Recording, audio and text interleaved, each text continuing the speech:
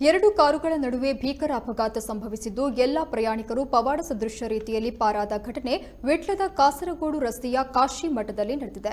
ಉಕ್ಕುಡ ಕಡೆಯಿಂದ ವಿಟ್ಲ ಕಡೆಗೆ ತೆರಳುತ್ತಾ ಇದ್ದ ಕಾರಿಗೆ ಎದುರಿನಿಂದ ಬಂದ ಇನ್ನೊಂದು ಕಾರು ಮುಖಾಮುಖಿ ಡಿಕ್ಕಿ ಹೊಡೆದಿದೆ.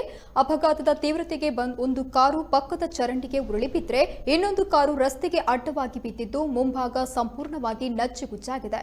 ಎರಡು ಕಾರಿನಲ್ಲಿದ್ದ ಪ್ರಯಾಣಿಕರು ಯಾವುದೇ ಗಾಯವಿಲ್ಲದೆ ಅಪಾಯದಿಂದ ಪಾರಾಗಿದ್ದಾರೆ. ಘಟನೆಯಿಂದ ವಾಹನ ಸಂಚಾರ ಅಸ್ತವ್ಯಸ್ತಗೊಂಡಿದ್ದು ವಿಟ್ಲ ಪೊಲೀಸರು ಭೇಟಿ ನೀಡಿ ವಾಹನವನ್ನು ತೆರವುಗೊಳಿಸಿ ಸುಗಮ ಸಂಚಾರಕ್ಕೆ ಅನುವು ಮಾಡಿಕೊಟ್ಟಿದ್ದಾರೆ.